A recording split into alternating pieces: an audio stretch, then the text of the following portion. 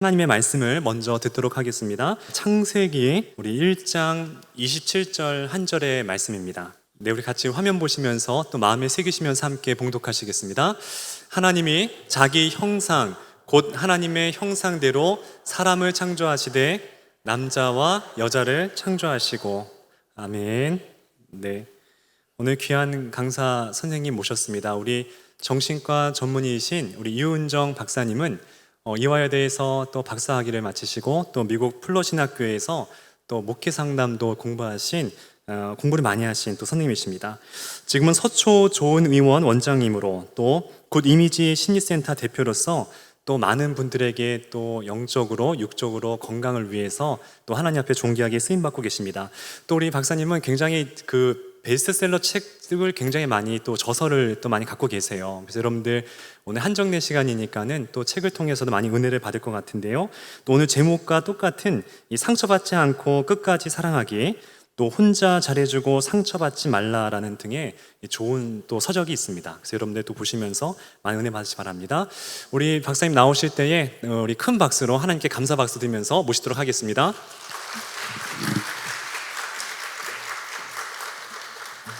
자, 안녕하세요. 네. 제가 아까 앞에 찬양하시는 분들 보면서 저도 찬양 팀이었었거든요. 찬양한 거 먼저 시작하고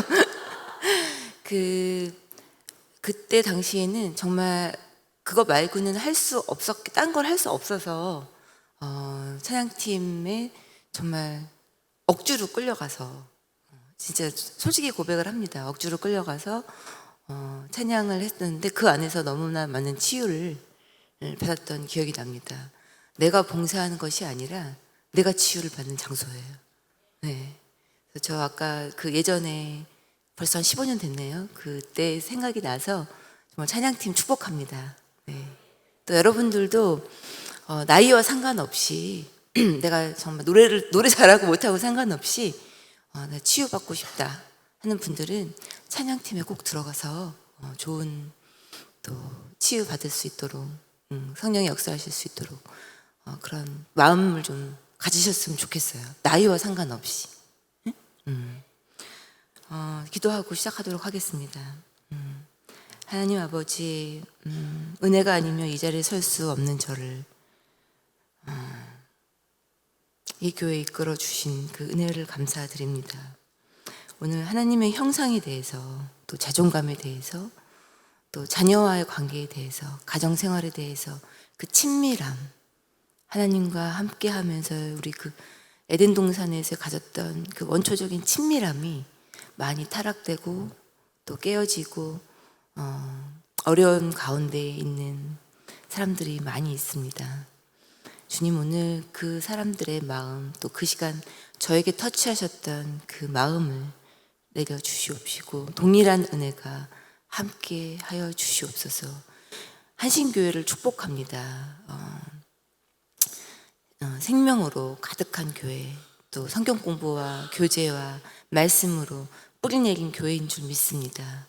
40년 역사 가운데 주님 역사하신 것처럼 앞으로도 이끌어 주실 줄 믿고, 특히 어머니의 기도들이 쌓여서 교회의 부흥과 성장의 밑거름이 될 수 있도록 인도하여 주시옵소서. 이 모든 말씀 예수님 이름으로 기도합니다. 아멘. 자, 잠깐 제가 이거 보면서 얘기할게요. 그 책 중에 제가 여기 오면서 무슨 강의를 할까, 사실 강의 토픽이 굉장히 많아요. 뭐 여전도에서 강의한 적도 있고, 뭐 큰 교회에서 강의한 적도 있고, 청년부, 뭐 독신. 여러분, 독신 청년부가 삼일교회 아시나요? 굉장히 많은 이제 독신들이 많은데, 제가 예전에 청년부에 있었을 때 30세 이상의 청년부를 처음 만들었었어요, 교회에서. 제가 청년부 할 때. 그러면서 앞으로는 30세 이상의 결혼 안 한 사람들 많고, 점점 그 사람들이 청년부에서 따돌림 당하는 느낌이 드는 거예요. 마치 대학생들 모임에 재수생들이 따돌림 받는 것처럼 소속되지 못하고 그런 걸 봐서. 근데 그때 제가 꿈을 꿨었는데 막 목사님이 그 성경 공부를 인도하시는데 의자를 막 나르는 거예요, 사람들이. 그러니까 그만큼 의자가 부족한 그런 상태인 거예요. 근데 그렇게 이제 그게 벌써 오래된 얘기죠. 근데 삼일교회 가 보니까 35세 이상의 청년들이 1000명이 넘어요. 여러분 놀라셨죠? 제가 이 얘기를 하는 이유는 여기 대부분 기혼인 분들이 이제 오셨겠지만 앞으로 미혼과 또 비혼, 결혼 안 하겠다는 사람, 또는 기혼이더라도 피치 못해서 뭐 사별을 한다든지 아니면은 이혼을 한다든지 또 주말 부부로 지낸다든지 해외에서 떨어져 지낸다든지 그런 1인 가구가 30% 이상입니다. 그리고 여기서 나는 지금 우리 가족 너무 많고 정말 너무 단란하게 잘 살고 있는데 라고 생각하시는 분도, 저희 어머니도 그러셨고, 나이가 드시면 언젠가는 인생은 뭐라고요? 혼자다. 나 홀로 하나님을 대면하는 시간이 반드시 온다. 설사 지금 가족들과 같이 살더라도 남편과 자녀들이 전부가 아니다. 내가 하나님 앞에서 설 때 나의 정말 정체성, 하나님이 나를 향한 사명이 뭔가, 우리 부부를 위한 사명이 뭔가, 우리 가정을 위한 사명이 뭔가를 좀 철저하게 다시 한번 생각해 보시는 그런 시간 되셨으면 좋겠습니다. 그래서 제가 아주 고민하던 와중에 그 친밀함과 어떤 가정에 대한 것이 떠올랐어요. 자, 여기 교회에 이것이 좀 필요하지 않을까라는 마음으로 준비했는데 괜찮으시겠어요? 네, 연령층이 워낙 다양해도 진리는 한 가지니까 다들 겪고 오시고 또 겪고 있고 앞으로 겪을 일들이라고 생각하시면서 들어주시면 되겠습니다. 하나님의 형상이라는 말을 제가 굿 이미지 심리치료 센터를 하고 있어요. 저에 대한 간략한 소개를 하면, 저는 이제 IMF 때 아버님을 잃고, 아까 잠깐 원장님은 의사신데 왜 신학 공부를 하셨어요? 이제 이런 목사님의 질문이 있었습니다. 그래서 제가 제 개인 소개를 잘 안 하는데 이제 그 소개를 잠깐 하면, 여러분 왜 그런 경험 해보신 적 있으세요? 분명히 여기 연세 있으신 분들도 계시기 때문에 그런 경험이 있을 거라고 생각합니다. 정말 바닥에 대굴대굴 구르면서 기도하고 싶을 때, 새벽 기도 와서 엉엉 울고 싶을 때, 운전을 하고 가면서 운전대를 치면서 정말 이 속상함을 하나님한테 토로하고 싶을 때, 그럴 때가 바로 하나님이 우리를 터치하실 때죠. 저 역시 정말 이제 그런 상황이었는데, 보니까 성경책, 그래도 모태신앙이기 때문에 우리 어린 시절의 아이들에게 모태신앙 굉장히 중요합니다. 힘들 때 성경책을 봐야겠다라는 그런 인사이트는 있는 거예요. 그래서 잘 보지 않았던 제가 그 당시는 이제 의과대학을 졸업했을 때인데, 여러분 공부 잘하고 똑똑해서 의대 가고 나면 오히려 교회 더 안 다녀요. 저는 좀 그랬어요. 왜냐면 공부도 너무 많고 할 일은 많고 볼 것 많고 세상은 너무 좋은 거죠.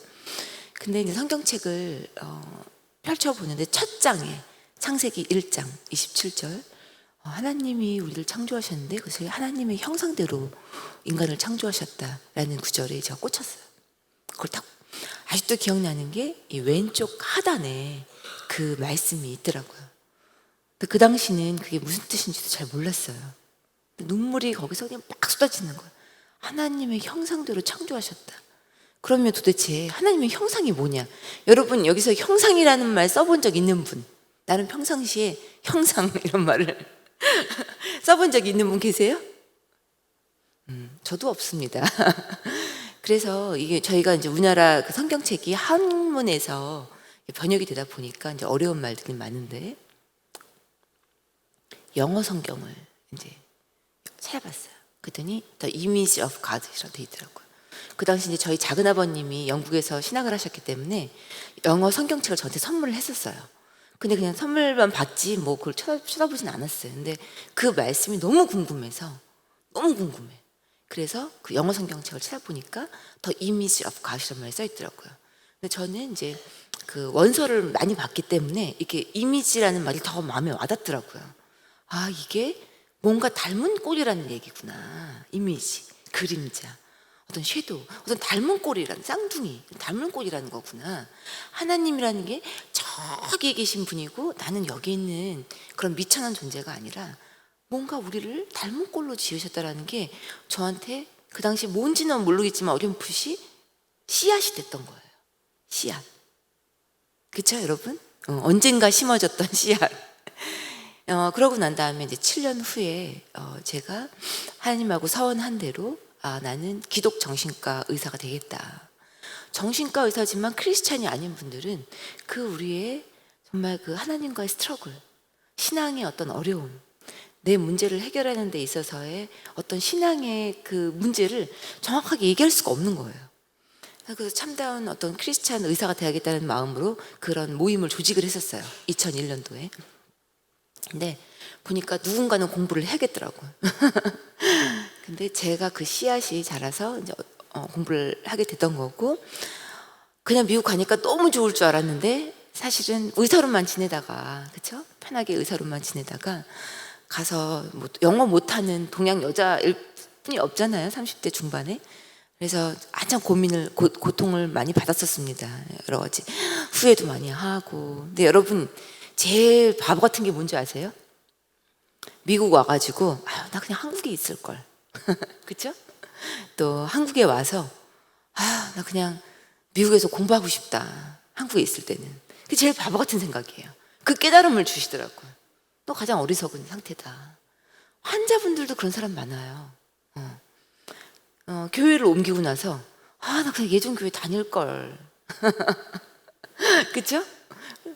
또 여기 와갖고 나서 계속 그리워하고, 또 여기 있으면서 딴 교회 좋은데 내가 왜 여기 다니고 있지? 이러고, 또 결혼하신 분 중에 나 그냥 혼자 살 걸. 내가 무슨 부경을 누리려고 이런 결혼을 해가지고, 요즘 똑똑한 분들 많잖아요. 내가 왜 직장도 포기하고 이게 뭐냐? 응? 그냥 애나 잘 볼 걸.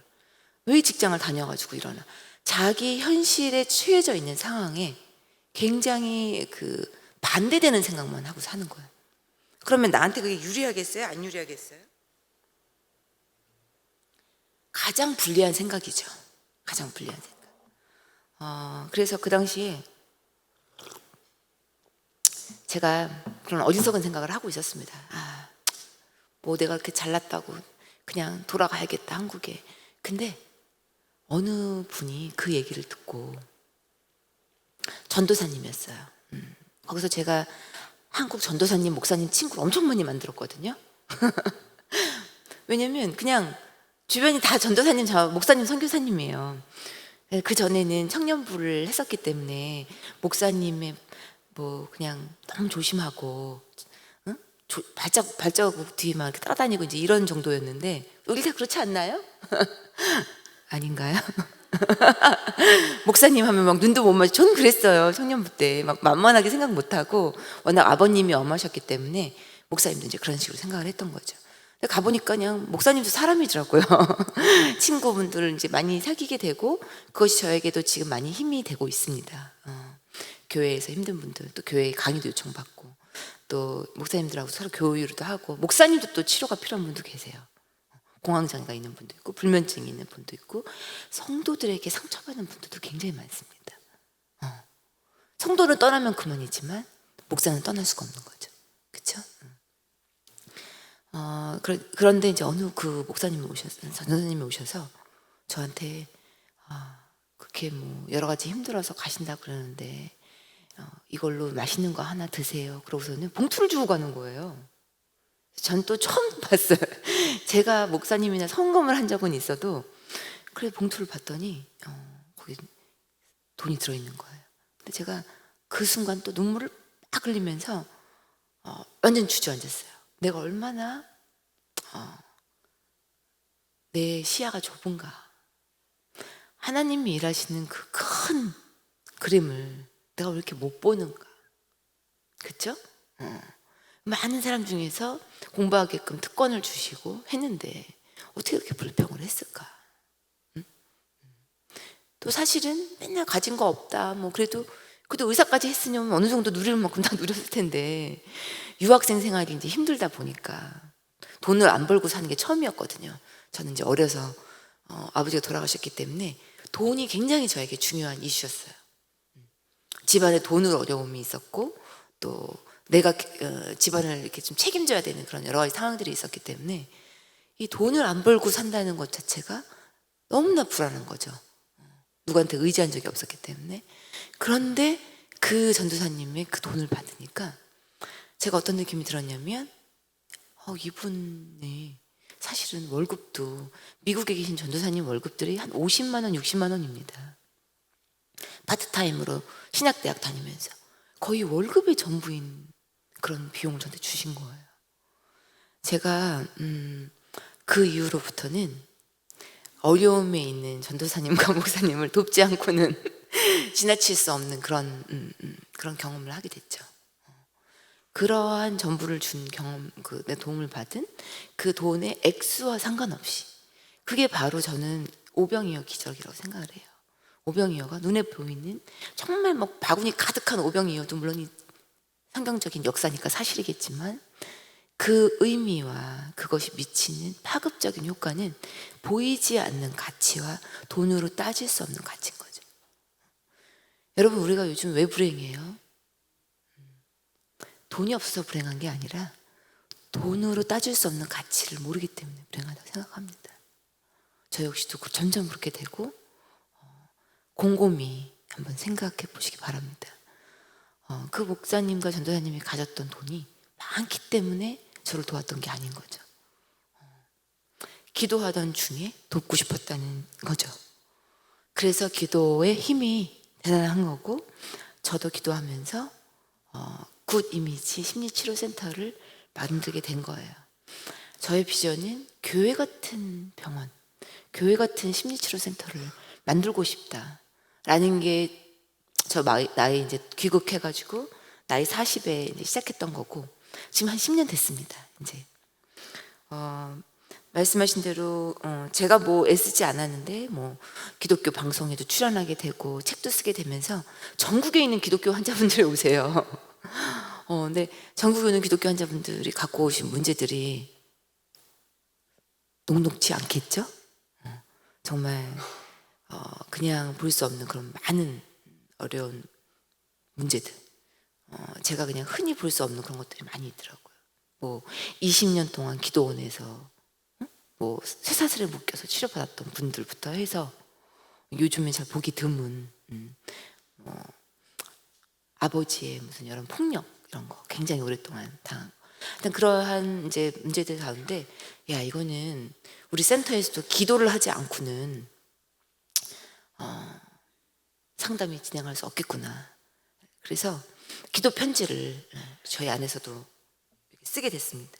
그러면서 자존감 파티라고 1년에 4번 그냥 지역사회를 위해서 모여서 교회 같은 거예요. 뭐 와서 소그룹도 하고 강의도 하고 무료로 진행을 하고 있습니다. 저희 센터장님과 센터분들 너무나도 수고를 해주세요. 무료로 다 재능 기부하시는 거죠. 저도 이제 참석을 하는데 제가 이 스몰 그룹에 소그룹에 들어가서 뭔가 이제 저도 이제 도와야겠다. 그래서 이제 뭐 막 이렇게 얘기를 인도하려고 그러면 저에게는 말할 기회조차 주지 않습니다. 얼마나 니즈가 많은지 자기 얘기들 하기 정신없어요. 카페에서 나가라고 그럴 때까지 카페 사용이 10시까지인데 카페에서 제발 좀 나가달라고 할 때까지 일어나질 않아요. 그래서 제가 궁금해서 물었어요. 다 생전 처음 본 분이거든요. 다 처음 본 분들인데 어떻게 자기 얘기가 그렇게 나와요? 원장님 처음 봤으니까 얘기하죠. 교회 가서도 얘기 못해요. 그러더라고요. 교회 가서도 얘기 못한다. 근데 맞는 얘기예요. 왜? 내가 매일 보는 사람들에게는 이야기하지 못하는 부분들이 반드시 있고 가족에게도 남편에게도 엄마, 친정엄마한테도 말하지 못하는 게 그게 외로움인 거거든요. 사실 하나님에게 토로할 수밖에 없는, 그죠? 근데 상담이 바로 그런 역할을 해주는 거고 스몰 그룹 안에서 서로가 서로 조언해 주는 거 보고 제가 완전 화들짝 놀랐어요. 야, 이 안에서 서로 대화하는 그 대화의 그 정말 그 치유의 능력이 엄청나구나. 어쩜 우리나라 사람들은 이렇게 서로 위로를 잘해요? 어쩜 이렇게 위로를 잘해? 그냥 타고나신 것 같아요, 은사가. 남의 얘기를 들어주는 거. 그래서 저는 이제부터는 소그룹에서 항상 그냥 그 지정을 해요. 그냥 누가 하고 싶으세요? 그러면 저요. 그러고 해요. 그래서 치유의 능력은 내 안에 이미 있구나. 그것을 끄집어주는 것이 심리치료사의 역할이고 또 교회의 역할이구나. 또 말씀을 알고 계신 분들은 말씀에 제가 아무것도 몰랐던 제가 성경의 그 말씀 이미지만 보고도 그게 씨앗이 돼서 나중에 정말 나처럼 그 고통 가운데 있는 사람을 도와줘야겠다라는 심리치료센터까지 연결됐는데 17년 걸렸어요. 그전에는 몰랐죠. 그 말씀이 씨앗이 된다는 거 여러분. 그쵸? 결국은 근데 성경에도 늘 나오지만 마음밭이 중요해요. 아무리 말씀이 우리 안에 들어와도 마음의 돌밭, 가시밭, 길가면 성경 구절에 그대로 나와 있죠. 제가 얘기해요. 너무너무 몸이 힘들고 아파서 정신과를 가라는 얘기를 들었는데 교회에 성경 공부만 시키고 계시대요. 그러면 보통 병원에 가면 정신과 의사한테 혼납니다. 이건 교회만 가서 될 일이 아니다. 약을 먹어라. 혼나요. 근데 저는 크리스찬 의사니까 혼낼 수는 없는 거죠. 왜? 가장 내 상황에서 최선을 다하신 거기 때문에. 그렇죠? 저는 그랬어요. 그 우울증 환자가 매주 성경 공부 가는 것만으로도 그 사람은 기적이다. 그렇지 않아요? 제대로 밥도 못 먹고 잠도 못 자는데 성경 공부 가는 것 자체가 기적이다. 근데 그 말씀이 정말 씨앗을 품고 열매를 맺으려면은 이분의 마음밭을 닦아야 된다. 지금 너무 우울하고 생각에 왜곡이 있고 마치 여기 지금 안경 쓰신 분들 계신데 안경이 뿌연 거예요. 그럼 제대로 볼 수 있어요? 볼 수 없죠. 안경을 닦아줘야 된다. 뭔가 이렇게 하면 여긴 다 알아들으시는 것 같은데 그 뭔 말이에요? 이런 분도 계세요. 나 시력 좋은데요? 막 이런 분도 계세요. 비유를 못 알아듣는 거예요. 안경을 닦아라. 비유 알아들으시죠? 내 마음의 눈을 깨끗하게 닦아야 말씀이 보이고 내 안에서 그게 씨앗이 품어지는데 내가 너무 지치고 힘들고 우울증이 오고 정말 신경 전달 물질, 뇌 호르몬이 바뀌고 뇌세포가 바뀐 상태는 중독의 뇌는 그 말씀을 품을 수가 없는 거죠. 그런 분들은 죄송하지만 약물 치료가 필요해요. 우리가 암에 걸렸다 그래서 기도원만 가서 기도하지 않죠. 항암 치료 같이 받잖아요. 우울증도 마찬가지다 라는 거를 제가 오늘 솔직하게 말씀을 드리고요. 요즘은 또 약도 많이 좋아졌습니다. 어떤 분들은 그래요. 병원 가는 순간 환자 된다. 내가 멀쩡하게 다녀서 나는 몰랐는데 병원을 가는 순간 나는 우울증 환자가 되고 진단을 당신 우울증이에요? 이거 약 먹어요. 그 다음부터 우울증 환자가 되는 거다. 그렇게 말해요. 와서 진짜로. 그러면 제가 그렇게 말씀드립니다. 어머님, 약 안 먹고 밖으로 돌아다니는 환자가 더 무섭습니다. 더 많아요. 걸어다니는 환자가. 사실 매 맞는 아내가 병원에 오지 때리는 남편이 오는 게 아니에요. 그죠? 언어 폭력을 하는 부모가 오는 게 아니라 그 언어 폭력을 당한 자녀가 오는 거고, 알코올 중독 남편이 오는 게 아니라 알코올 중독으로 피해 입은 그 가족이 오는. 사실은 병원에 오는 사람은 가장 착한 피해자예요. 그렇죠? 본론으로 이제 들어가도록 하겠습니다. 자,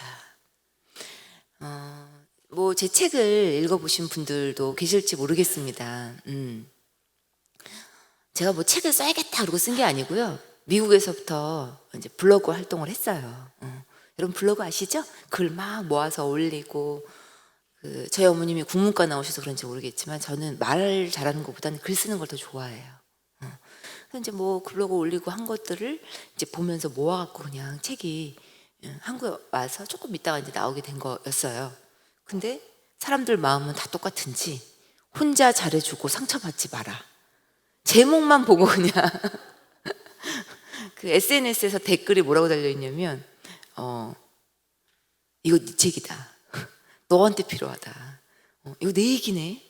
완전 나다. 그러니까 그만큼 한국 분들이 한국 사람뿐만 아니라 모든 사람들의 마음이 내가 너무 상처받고 난 잘해줬는데 이게 또 이렇게 또 당했구나. 호구구나 나는. 요즘 20대들도 호갱이 되는 게 제일 두렵대요. 왕따 당하는 것보다 더 두려운 게 호갱이 되는 거예요. 나만 이용당하고 나만 그 손해보는. 근데 제가 그런 생각을 했어요. 근데 크리스찬은 자기 부인을 하라고 했는데 자기 부인, 그죠? 성경을 많이 보신 분들은 아마 그 구절에 꽂힌 적이 한 번쯤은 있었을 겁니다. 자기를 부인하고 십자가를 지고 예수를 따르라. 그 말이 계속 사복음서에 반복이 되잖아요. 그러면 자기 부인이라는 게 도대체 뭐냐? 그쵸? 제가 또 그걸로 막 머리 쥐어뜯으면서 한참을 고민했어요.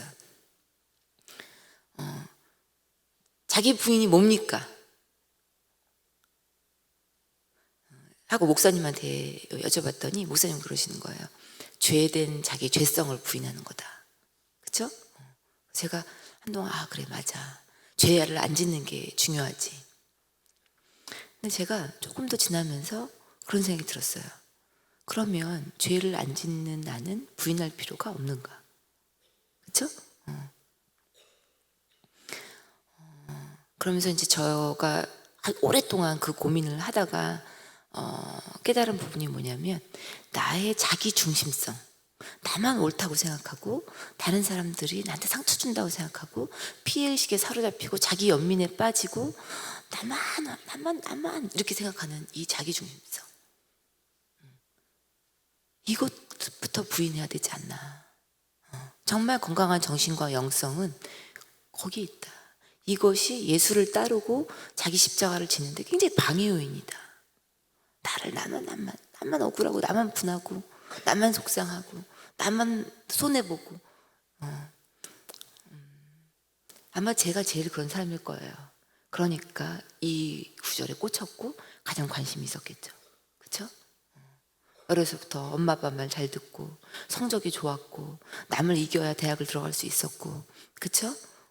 개업에서도 누구보다도 두드러지게 성공했었고 그랬던 거기 때문에 더더군다나 이 나를 부인한다는 게 너무 힘들었던 것 같아요. 그래서 제가 급히 반성하고 그 SNS에서 이런 말이 있더라고요. 그러면 혼자 잘해주고 상처 안 받으려면 그럴 인연 다 끊으면 되겠네요. 인연 끊으면 되겠네요. 이런. 급히 반성하고 크리스찬적인 관점에서 이 책을 다시 써야 되겠다. 그 나온 책이 상처받지 않고 끝까지 사랑하기예요. 포기하지 말자. 그런 인연 필요 없다고 다 내버리고 그런 게 아니라 상처받지 않고 끝까지 사랑해야 되지 않을까. 근데 이 책이 지금 벌써 나온 지가 한 2년 정도 됐습니다. 횟수로 이제 그렇고요. 근데 제가 요즘에는 교회 강의를 이 책 나온 이후로 많이 다니는데 강의를 준비할 때마다 하나님이 주시는 은혜가 있는데 이런 생각이 들어요. 상처받지 않고가 아니다 얘야. 상처받더라도다.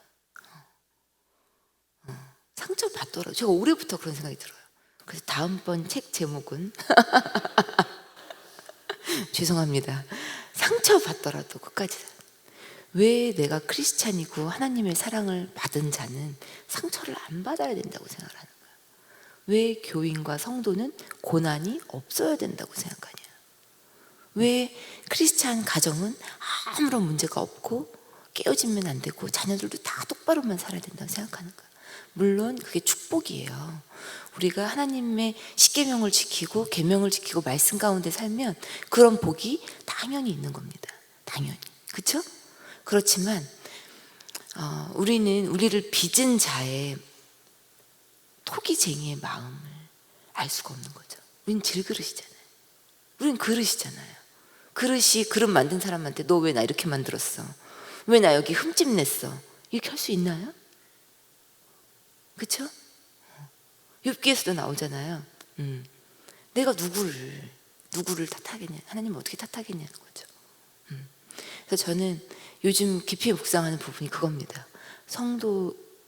성도에게 고난은 없어야 하는 것이 아니라 성도는 어떻게 보면 고난이 더 많을 수밖에 없을 수도 있겠다.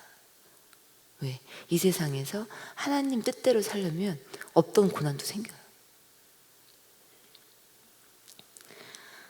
여러분에게 이런 말을 하시면 저 원장님은 자기는 고난 싫어하면서 왜 우리한테 크리스찬 가정이요, 여러분. 비기독교 가정하고 이혼율의 차이가 있어요, 없어요? 응?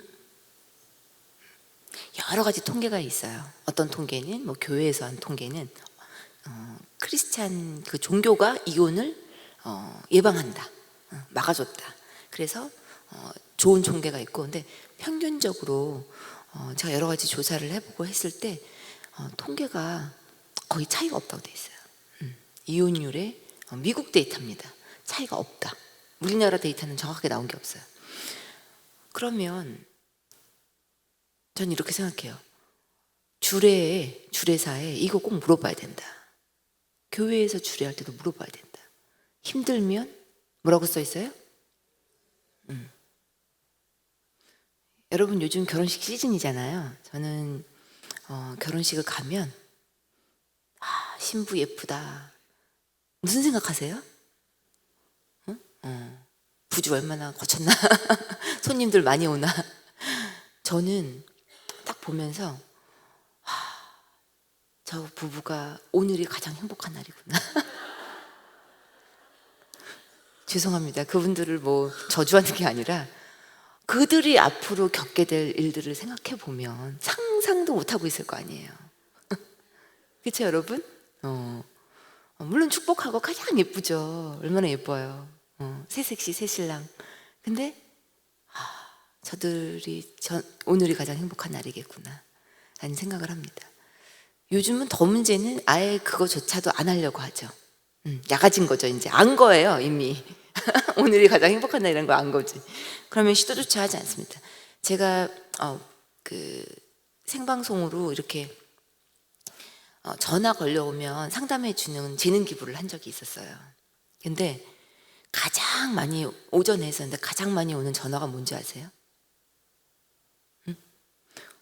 저는 우리 자녀가 결혼 안 해서 답답하다. 그 전화가 진짜 하루에도 제일 많은 숫자예요.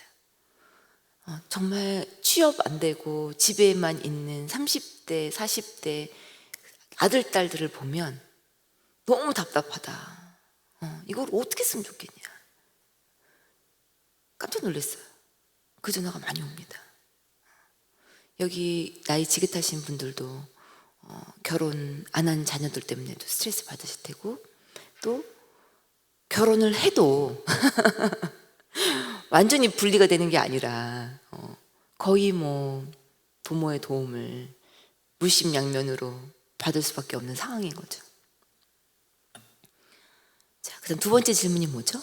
부부간의 사랑을 어떻게 지속할 수 있을까? 결혼해서 한 10년, 20년 되고 나서 섹스가 없는 결혼은 실패인가?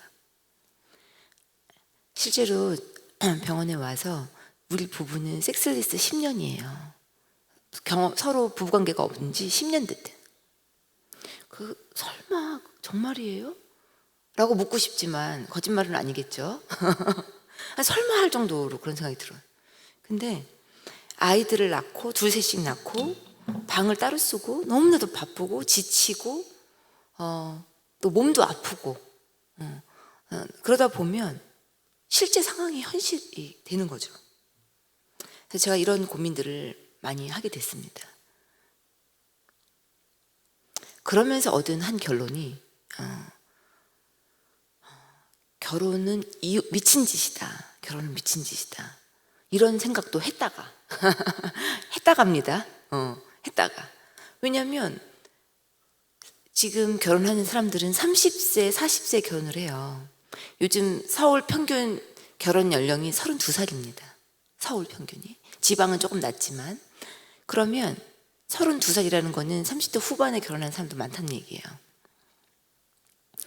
그렇게 혼자 살다가 정말 뭐 6개월, 1년 만나서 결혼해서 맞춰간다는 게 쉬울 것 같아요? 안 쉬울 것 같아요? 20살 때 뭐뭐로 결혼하는 거고 또 틀린 거죠, 여러분. 그렇죠? 이미 자아가 성장하고 자기 통장이 있고 또 너무너무 자아가 강해진 혼자 살다가 결혼하는 사람들이 결혼에 대한 부정적인 생각을 가질 수밖에 없는 거죠. 결혼은 미친 짓이다. 어떻게 맞추냐. 그리고 요즘은 수명까지 길어져서 30세에 결혼하면 60년을 살아야 돼요. 여러분, 어떤 물건을 60년 써본 적 있으세요? 갑갑하죠. 정말 와갖고 그래요. 나 좀 언제 헤어져요? 언제 헤어져요? 언제 남편하고 헤어질 수 있냐고. 저는 너무 고민이 되는 거예요. 크리스찬 닥터로서 이 사람이 헤어져야 행복할 것 같은데 이혼을 권할 수는 없고 요즘 미국의 부부 상담 추세는 이혼 치료도 따로 있습니다. 그 정도로 한 사람의 인권을 위해서는 요즘 인권이 문제예요. 인권을 위해서는 동성애도 괜찮고 인권을 위해서는 여자의 인권을 위해서는 이혼도 괜찮다라는 추세라요. 정말 부부 상담도. 근데 그거는 여자의 인권만 생각하나요? 그 아이들의 인권은 어떻게 생각을 안 하나요? 그죠? 무슨 죄? 동성애자도 마찬가지죠. 동성애자의 인권만 생각하나요? 그것 때문에 피해보는 다른 이성애자와 청소년들은 어떡할 거예요? 죄송합니다. 여기서 또 다른 견해를 갖고 계신 분들이 논란의 여지가 있는 그런 얘기인데 그냥 걸려서 들으시기 바라고요. 저는 그런 관점을 가지고 있어요. 여러 고민을 하고 이쪽도 갔다가 저쪽도 갔다가 얻은 저의 결론일 뿐이에요. 그랬을 때 제가 한 가지 결혼을 지킬 수 있는 딱 하나는 이것뿐이 없다라는 걸 잡은 게 바로 이거예요. 성경에 있더라고. 결혼의 비밀이 크도다 하면서 얘기한 게 결혼은 교회와 그리스도의 관계다.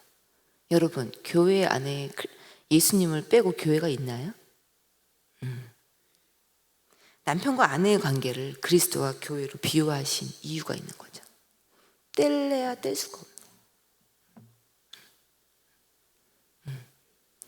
너가 뭐 남편이 바람을 폈던, 폭력을 행사했던, 술을 많이 마셨던, 일단은 교회와 그리스도의 관계를 먼저 묵상을 해야 된다는 거예요. 근데 그러면 우리 남편 맨날 때리고 맨날 이렇게 바람 피고 하는데 이거를 참고 살란 말이에요, 원장님. 그쵸?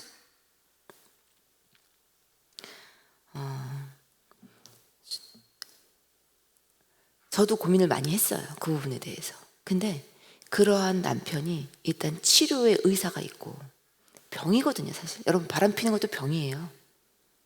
외도는 습관인과 동시에 병입니다. 왜 병이라고 제가 딱 자연할 수 있냐면 실제로 그 마음을 들여다보면 본인이 하면 안 된다는 걸 다 알고 있어요. 다 알고 있어요. 근데 직면을 딱 시키잖아요. 그러면 오히려 뭐한 놈이 뭐 한다고 소리를 지르는 거예요. 요즘 바람 안 피는 사람이 있는 줄 알아. 심지어는 여의사인 저한테 와서도 그래요.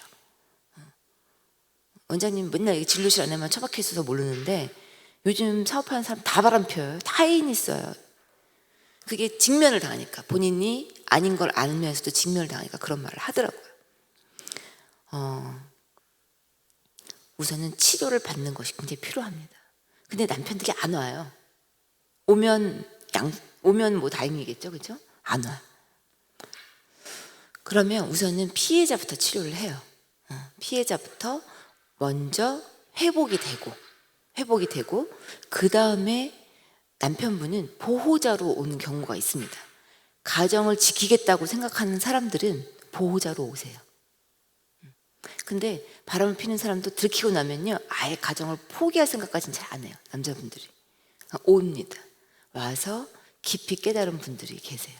크리스찬도 있고 크리스찬이 아닌 분도 계시고, 그 사람이 돌아올지 안 돌아올지, 또 크리스찬이 될지 안 될지, 하나님을 만나게 될지 안 만나게 될지는 부인이나 정신과 의사의 몫이 아니에요.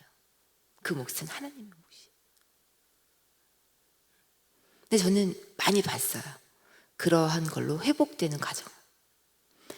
오늘도 그런 문제들이 있지만 끝까지 가정을 지키면서 기다리는 가정들을 많이 봤어요. 저는 이혼한 사람을 탓하는 건 아니에요. 왜냐면 도저히 견딜 수가 없어서.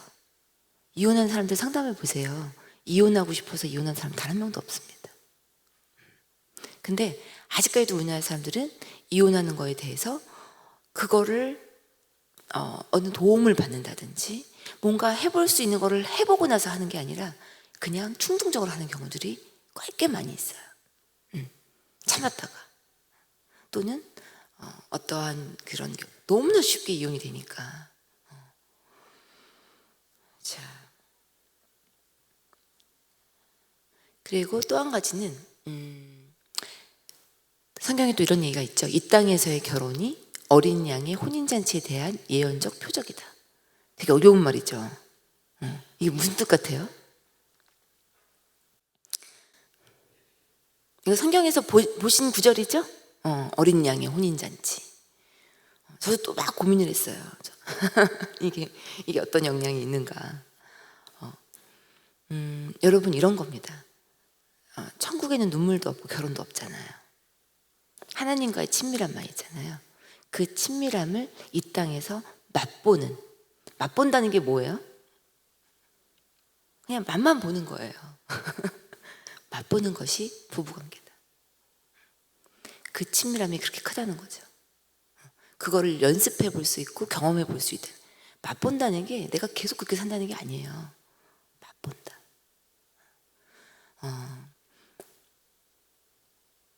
저는 나중에는 이런 얘기를 하고 싶어요.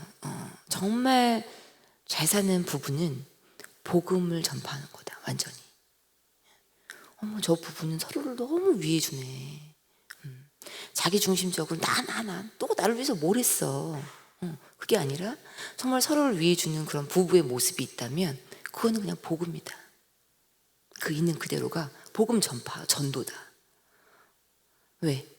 여기 나왔잖아요. 어린 양의 혼인잔치를 이미 하고 있는 거니까. 천국을 이미 경험하고 있는 거니까. 물론 우리가 그렇게 완벽하게 다 해낼 수는 없지만 그러한 꿈을 품으시길 바랍니다. 여러분 가능해요. 가능한 사람들이 있어요. 또 롤모델들이 주변에 있어요.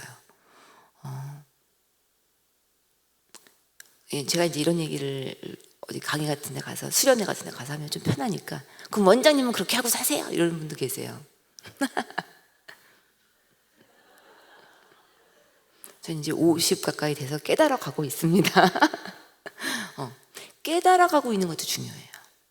내가 몸으로 실천이 안 돼도 이렇게 해야 되는 걸 그래서 사도 바울이 맨날 그러잖아요. 몸을 쳐서 복종을 해야 된다. 몸을 쳐서 복종해야 된다. 자, 5가지 질문을 드려볼게요. 여러분 자기를 각자 진단을 좀 해보시기 바랍니다. 이거 진단하러 정신과 오려면 힘들잖아요. 자, 각자의 배우자를 한번 떠올려 보세요. 아, 사랑스럽다. 이런 생각 드시는 분? 어떤 생각이 들어요? 내 배우자를 지금 떠올리고 있습니다. 안쓰럽다. 그쵸?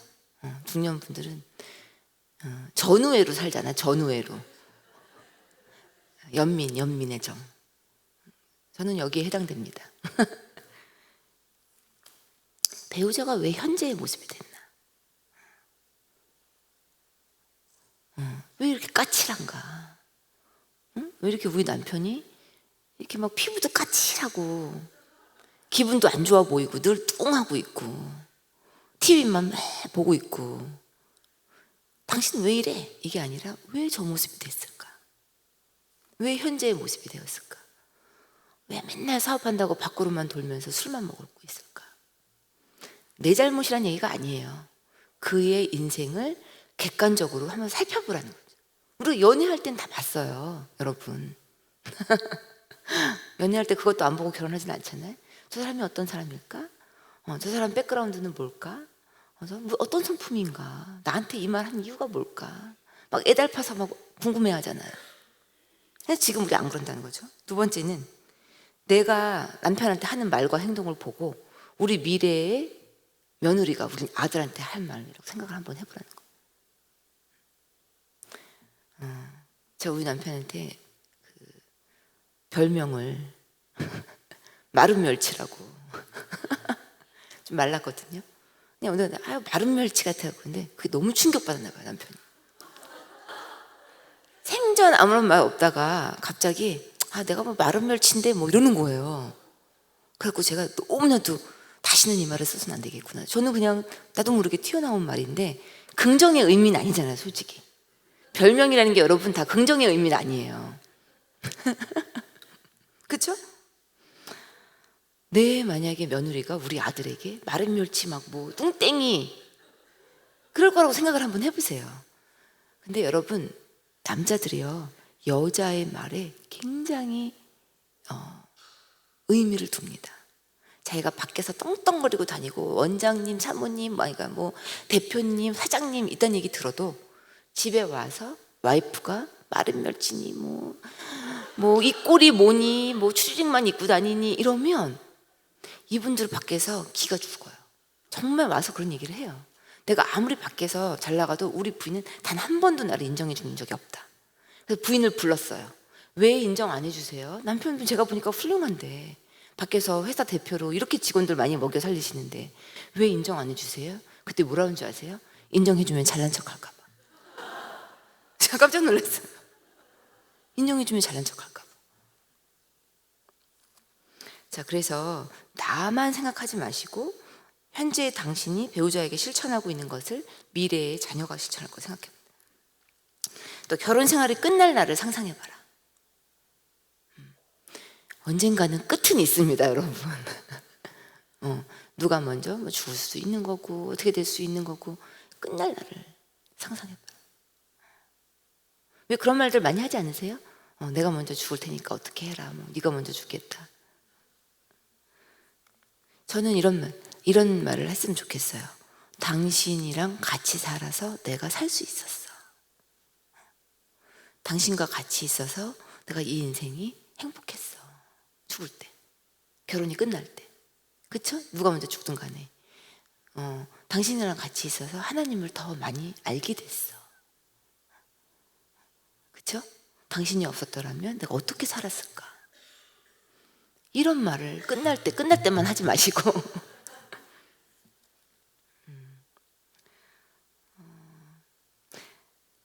또 마지막, 각자 나의 필요가 채워지는 거에만 너무 신경 쓰지 않는가? 이걸 왜 안 해주냐? 당신 나한테 너무 다정하지 않다. 사실 여자들의 제일 많은 불평은 그거예요. 나한테 관심 없고 다정하지 않다. 나를 외롭게 만든다. 그게 가장 많은 얘기입니다. 저는 뭐 큰 위로가 되지는 않겠지만 그런 말을 해요. 나의 외로움을 잘 달래주는 그런 남편은 다른 여자의 외로움도 달래준다. 인간은 원래 외로운 거다. 자식을 낳아도 외롭고 남편이 옆에 있어도 외롭고 이불을 같이 덮어도 외로운 거다. 나의 외로움을 오로지 해결해 주실 분은 하나님 한 분이시다. 나의 외로움을 저 사람 탓을 너무 하지 마세요. 자, 독신에 대한 얘기를 좀 조금 해볼까 합니다. 여기는 싱글은 크게 없으실 것 같긴 한데 그래도 요즘 많습니다. 저희 어머님도 사실은 독신이신 거죠. 일찍 사별을 하셨으니까. 저희 어머님이 아빠 계셨을 때는 6시 이후에 전혀 외출을 못했어요. 항상 밥을 해놓고 집에서 준비해야 되는 그런 어머님이셨는데 52세에 혼자 되셨어요. 굉장히 일찍 된 거죠. 저보다 이제 좀 몇 살 후에 혼자 되신 건데. 근데 제가 가끔가다 걱정돼서 전화 드리면 밤 11시에도 집에 없어요. 어느 날은 밤 12시에도 전화를 안 받길래 걱정이 돼서 집에까지 막 간 적이 있어요. 여기서 한 30분 정도 걸리는데 제가 차를 몰고 갔다니까요. 혹시 뭐 욕탕에서 쓰러져서 이렇게 계신가 하고 그랬더니 그 구역 식구 집에서 수다 떨고 계시더라고요. 이제 구역장도 하시고 했으니까 제가 그런 생각 들었어요. 참 인생은 살아봐야 알겠구나. 인생이 2막이구나 2막 완전히. 그러니까 저희 어머님은 참 안 됐죠 사실. 아빠만 바라보고 사셨는데 오늘은 강연장에 안 오셨는데 제 강연할 때 많이 옵니다. 와서 이렇게 들으시고 맨날 잘못을 지적하시죠. 시작하기 전에 기도하고 시작해라. 그쪽만 보지 마라. 뭐 이런. 근데 저희 어머님이 전 그렇게 혼자 잘 계실 줄은 몰랐어요. 왜냐면 굉장히 의존적이고 저하고는 정반대 성격이시거든요. 주부로만 계셨기 때문에. 근데 인생의 이막이 시작된 거예요. 구역장도 하고 뭐도 하고 뭐 목사님 따라다니고 기도원 가시고 또 자녀들 미국도 많이 자녀가 이제 미국에 있을 때 미국에도 많이 오시고 많이 활달해지셨어요. 그런 걸 보고 독신이라는 것도 사실은 우리가 혼자 산다 이러면 뭔가 불쌍해 보이거나 뭐 화려한 싱글도 있겠지만 화려한 싱글은 굉장히 극소수래요. 사실은 이 1인 가구의 대부분은 노인 인구예요. 싱글 노인. 굉장히 많습니다. 그리고 점점점 더 결혼 안 한 남자 여자. 여러분 독신이라는 게 저는 이런 생각했어요. 아니 창세기에서는 생육하고 번성하라고 그랬는데 결혼을 안 하는 요즘 애들 문제다. 그렇죠? 근데 그 고린도전서에 보면 이런 말도 있어요. 결혼하는 자도 잘하는 거니와 결혼하지 않는 자는 더 잘하는 거다. 그런 구절 혹시 보셨어요? 그럼 뭐냐는 거죠. 구약에서는 결혼해라. 자식을 빨리 낳아라. 신약에서는 결혼하지 않는 게 더 잘하는 거다. 이런 질문 생각 안 해보셨어요? 대립되잖아요. 그죠? 그래서 저는 이것도 또 막 고민을 했어요. 저의 결론은 정답은 아닙니다. 근데 이런 고민. 원래 우리는 생육하고 번성하는 게 맞아요. 그 안에서의 기쁨도 많고 행복감도 있고. 근데 독신을 사도 바울이 이렇게 얘기했던 거는 하나님과의 관계를 친밀하게 하는 데 있어서 남편과 자식이 우상이 되지 말라는 얘기가 아닐까라는 생각을 해봤어요. 그래서 저는 그다음부터 싱글 사역자에 대한 안타까운 마음을 많이 갖고 있습니다. 또 저도 역시 싱글 사역자의 도움을 많이 받았어요. 제가 여자분들 중에서 싱글 사역자들 많습니다. 왜? 싱글 사역자는 주말에도 성도들을 방문할 수 있어요. 제가 미국에 있었을 때 너무 우울증에 빠져서 교회를 안 나갔어요. 그랬더니 싱글 사역자 그때 50대 정도 되셨던 분인데 주일날인데 저희 집에 찾아오셨어요. 그래서 막 문을 두들기더라고요. 제가 문을 열어줬을까요? 안 열어줬을까요? 여러분 교회 가기 싫은데 목사님이 와서 문 두들겼어요. 전도사님이 벨 막 눌러요. 아파트 벨. 문 열어줘요? 안 열어줘요? 안 열어줘요? 아파트에 계셔서 그냥 어디 외출한 척 하실 수 있겠죠? 그래도 저는 열어드렸어요. 그랬더니 저를 왜 교회 안 나왔어요? 이러지 않으시고 무조건 밖으로 데리고 나가서 드라이브를 시켜주시더라고요. 제가 그때 차가 없었는데 드라이브를 이렇게 하면서 햄버거를 하나 사주시더라고요. 미국에서. 햄버거를 먹으니까 미국도 살만하구나 이런 생각이 들더라고요. 여러분 감정이라는 게 그렇게 단순한 거예요. 감정이라는 게 이제 바람같이 왔다가 바람같이 사라지는 거예요. 그렇죠? 내가 정말 교회도 못 나갈 정도로 막 커튼 치고 막 이러고 울고 있었는데 전도사님이 나를 그냥 끄집어내서 그냥 햄버거 하나 사주니까 해. 그래서 저는 환자분들한테 늘 말합니다. 감정을 믿지 말라. 감정에 속지 말아라. 감정에 속지 말고 말씀과 진리를 붙들어라.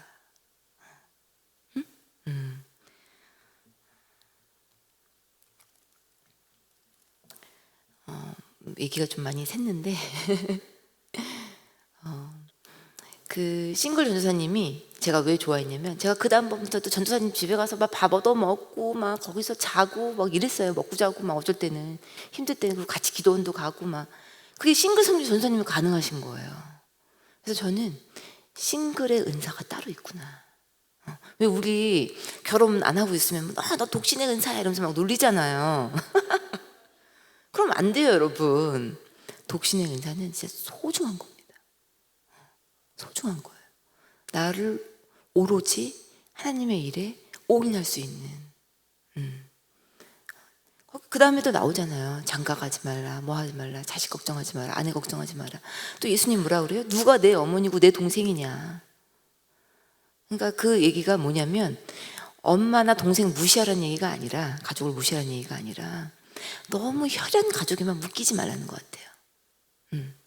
우리 스피리추얼 패밀리도 있다. 지금 여기 계신 분들이 그런 거 아니에요? 영적인 가족.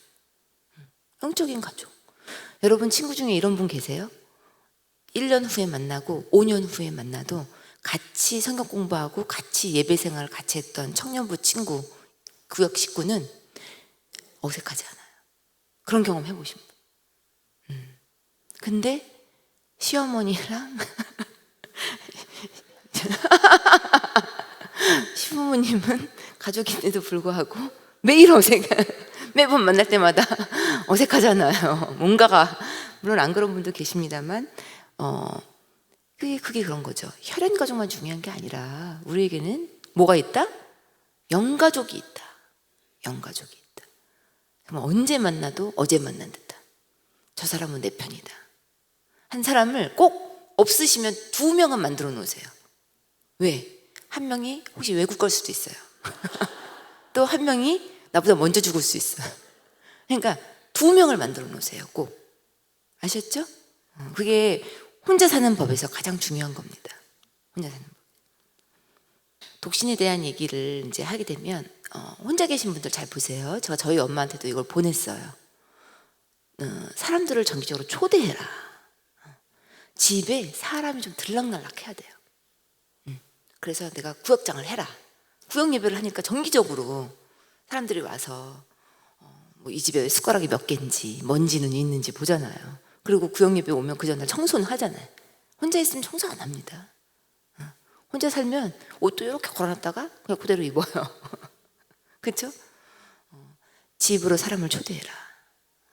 집에 뭐가 없어도 된다. 그냥 빵 이렇게 먹으면서. 그리고 정기적인 모임을 갖고 기상 시간만은 일정하게 해라. 이게 이제 가장 중요한 거예요. 자, 마지막입니다. 여러분 제가 좀 너무 길었나요? 요거까지만 할까요? 네. 여기 부모이신 분들 많아요. 한번 각자 나는 어떤 부모인가. 성경에 여러 부모의 유형이 나옵니다. 야곱의 엄마는 어땠죠? 막 속이고, 그쵸? 팥죽을 어떻게 해보려고 그냥 조종하는 엄마. 응? 속이고라도 어떻게. 그다음에 또 더 뛰는 놈 위에 나는 놈이라고 결혼식에 아예 신부를 속인 경우도 있죠. 그다음에 엘리 대제사장 아들들이 전부 다 좀 맘대로여서 하나님 다 치셨죠. 너무 많이 허용을 한 거죠. 뭔가 규칙이 있어야 돼요. 스마트폰은 10시면 반납해라. 근데 와서 그러세요. 우리 애는 반납을 하기 싫어해요. 저도 반납하기 싫어요. 나도 반납하기 싫은데 애들이 반납하고 싶겠어요? 어렸을 때부터 규칙을 만들어서 그걸 탁 해놓지 않으면 고학년 돼서는 절대 불가합니다.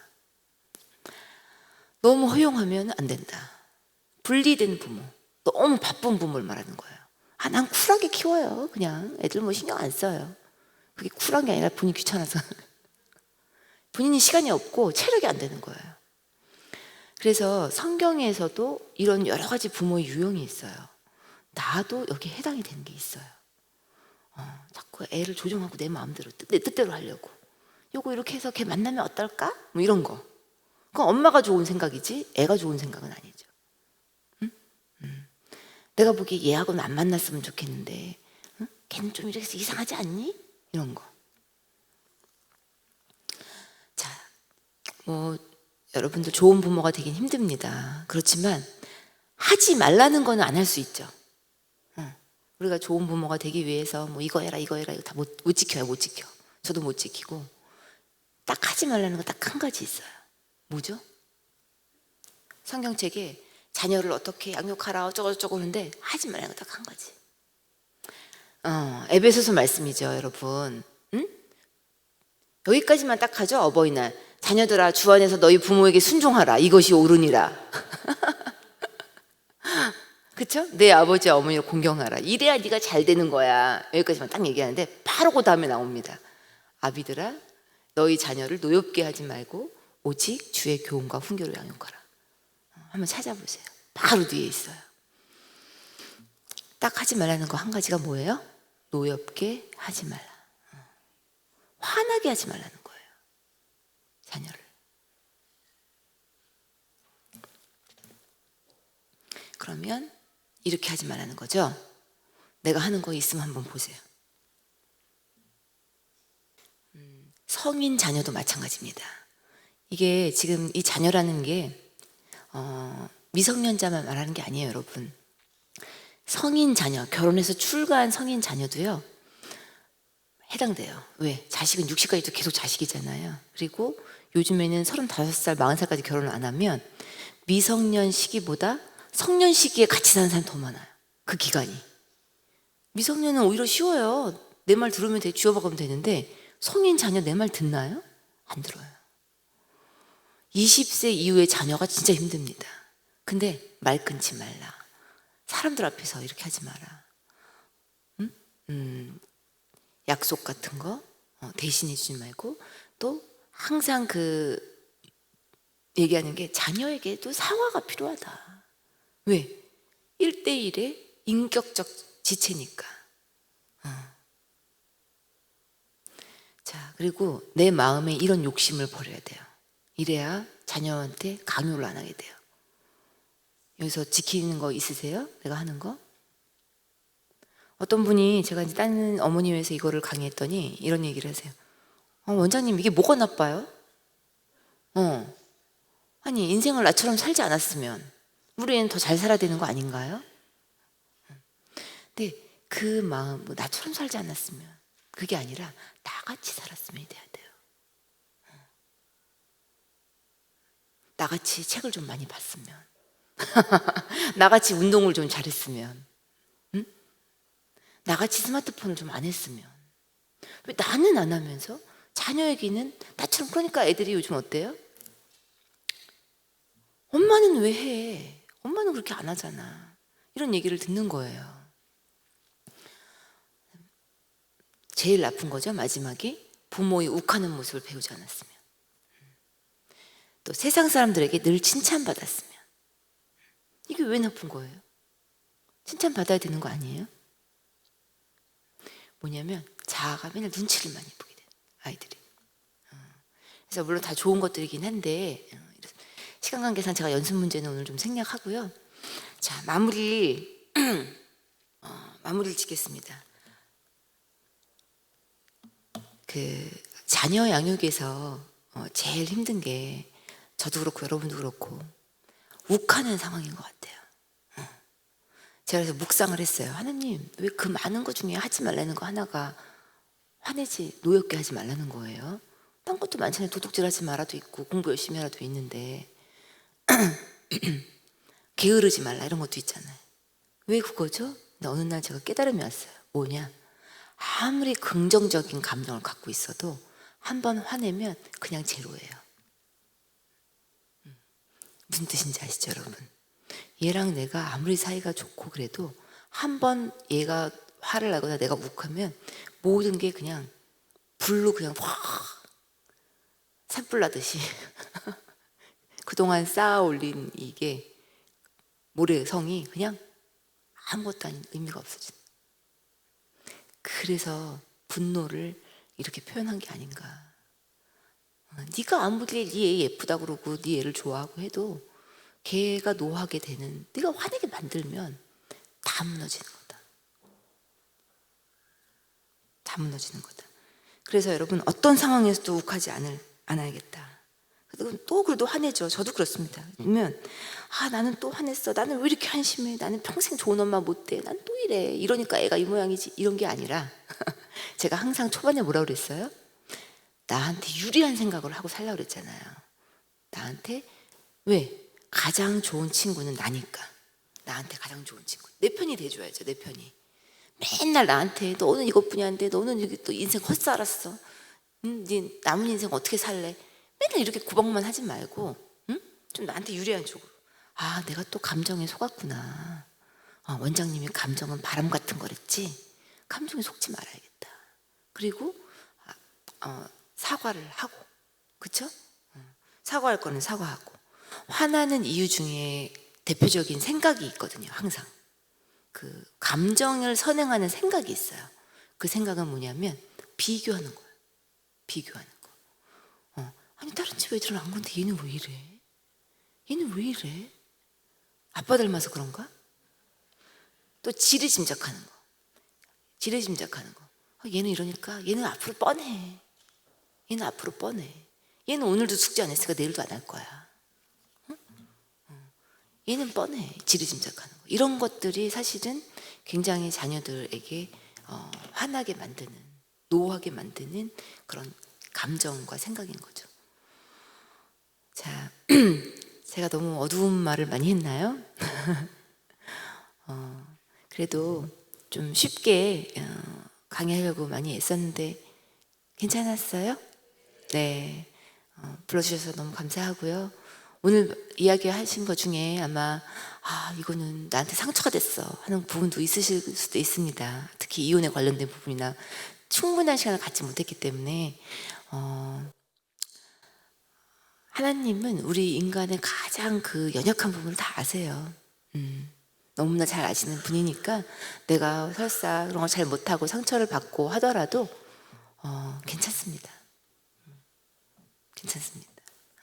항상 나를 기뻐하시는 하나님이 계시다는 것을 믿고 나의 상태와 상관없이, 나의 어떤 상태와 상관없이 상상을 하세요. 항상 나를 기뻐하시는 하나님. 여기까지 말씀드리고 마치도록 하겠습니다. 감사합니다.